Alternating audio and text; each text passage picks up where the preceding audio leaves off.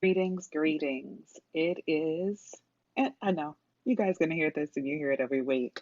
I love saying it. It is that time of the week. Being Brown Live with Linda Talaferro. So excited to be with you again on a Tuesday and sharing some nuggets with you. And it's just me. I'm solo today. No guest on this episode. And so I am going to drop some nuggets. I'm really going to um, push you a little bit in this episode. Uh, Really, what I want to talk about, and before I get started, I already see some notes, some comments in the live. Juanita, thank you, appreciate you for following me, and I'm so glad that what I'm sharing in these episodes is helpful. So, my appreciation to you, Juanita, all of you out there that are following me. I appreciate her for putting that comment in the chat.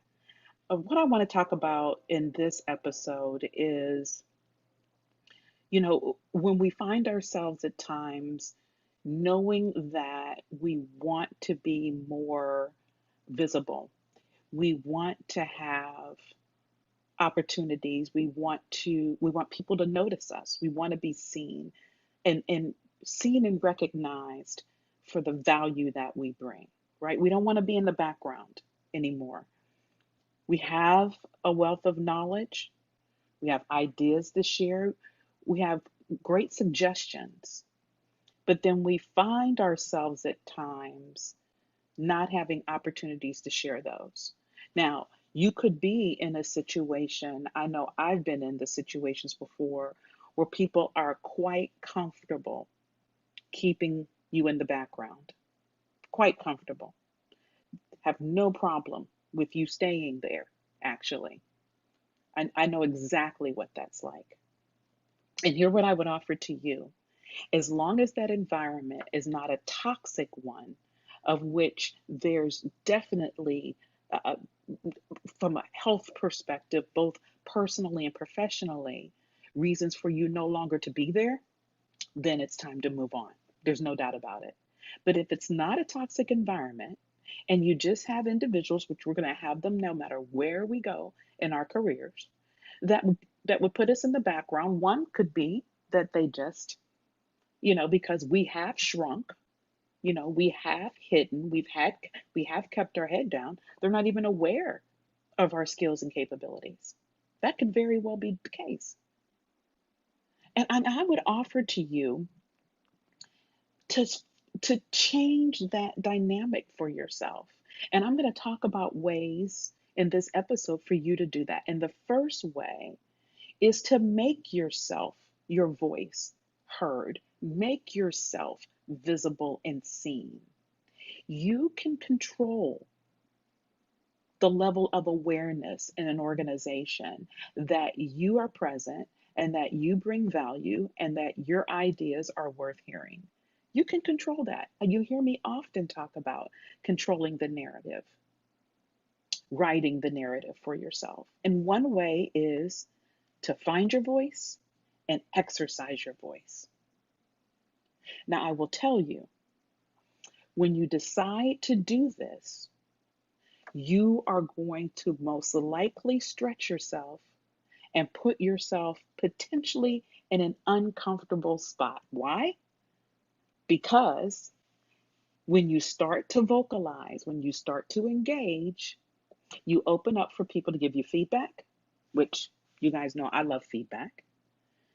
Some of it could be not so positive, right? But still worth hearing. And you allow, and I say allow because I think it's positive, but you open yourself up to vulnerability. I believe there is so much growth in being vulnerable. There's a human side to it.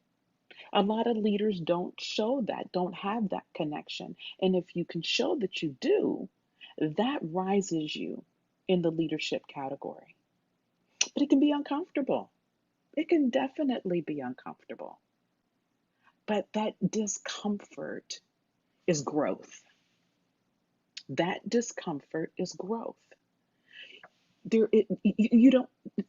There's nothing about what you bring to the table that deserves to be hidden or be in the background. Nothing, nothing. And if you don't see that in yourself and see that in a way that you exercise it, meaning being present in the room, meaning engaging in conversations, meaning raising your hand for opportunities for special assignments, meaning jumping right in, feet first, head first, completely when you're in a team environment on a project.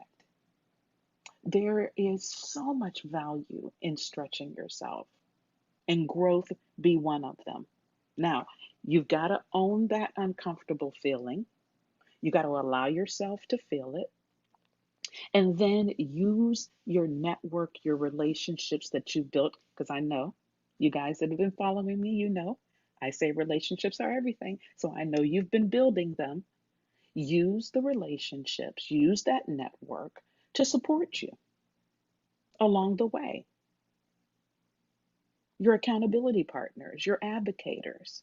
And then when you're getting that feedback, if there's an area that you need to develop, a skill that you need to further develop, some knowledge that you might be missing in a certain area, bridge that gap. And you can do that in several ways. I'm not necessarily saying you have to go get certifications or additional schoolwork, classwork, degrees. I'm not saying that. I'm saying, though, your network's powerful. So go ask questions, bridge that knowledge gap that the feedback you're getting now that you're exercising your voice may be lending to you. Growth, growth, growth. And as people start to see you exercising your voice, using your voice, being present in the room, what they also see is a confident person showing up. You remember, I often talk about that confidence is foundational to everything, foundational to executive presence, key to emotional intelligence. You don't have emotional intelligence without confidence. You don't have executive presence without emotional intelligence. It all builds one upon the other.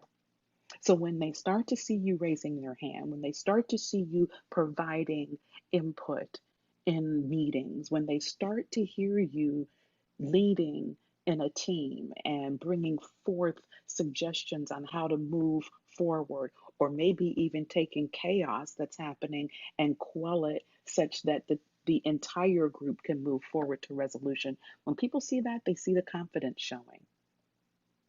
They see that confidence showing.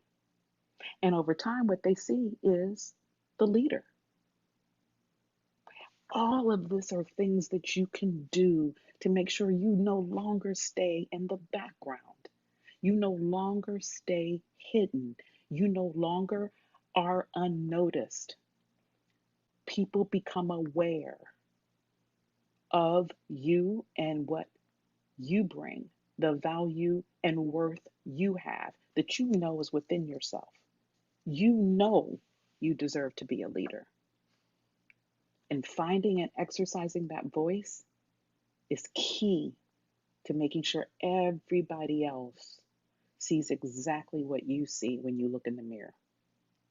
Now, is it easy to do? Absolutely not, especially if confidence is not yet a muscle that you've strengthened. This is going to be challenging. That's what I mentioned before, uncomfortable. But I think uncomfortableness is healthy at times.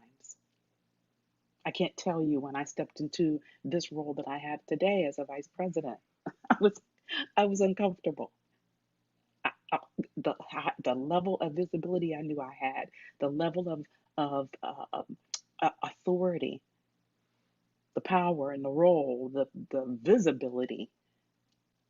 But what I knew that I knew is that I was worth it and that I had what it takes. And where I knew my gaps were, the self-awareness, I went and did what I needed to do through my network to bridge those. You can do the exact same thing. The exact same thing. So allow that discomfort to become your friend. That'll help you continually exercise your voice, because I know you found it, and that leader that everyone should be seeing by now will begin to see. So, is it anything that you can't accomplish? It's absolutely nothing that you can't accomplish, but it starts with understanding the power of your voice. It starts with understanding the power of your voice. So, if you need any help, you know how to reach out to me. Hello at thetllc.net. Send me an email. If you need any assistance in strengthening that confidence muscle, and then different tools and steps that can help you find your voice if you haven't found it. There's various ways to do that, peel back and discover that within yourself. I'm telling you though, it times out. It is time out for staying in that background and keeping your spotlight dim, your head down, working hard. Time out for all of that. It's time out. Raise up, be the leader that you know that you are, that person that you, like I said, you see in the mirror every day. If I can do it, this dark skinned black girl from Newcastle, Pennsylvania, you know, parents divorced when she was young. I mean, sexual harassment early in my career. The story, my story that I could tell you, and maybe one time I need to tell you that. Lazy eye, the whole bit. Look, if I can do it, if I can find my voice and make myself visible to get to the seat of a vice president that I've gotten to today, I know for a fact you can do it. Absolutely. Totally. I believe for you. I believe for you.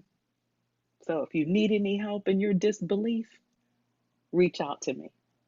If this isn't enough, hearing me say to you, I believe for you, reach out to me so I can support you in that journey to finding your voice and letting that leader within rise up. Take care, everyone. Till next time.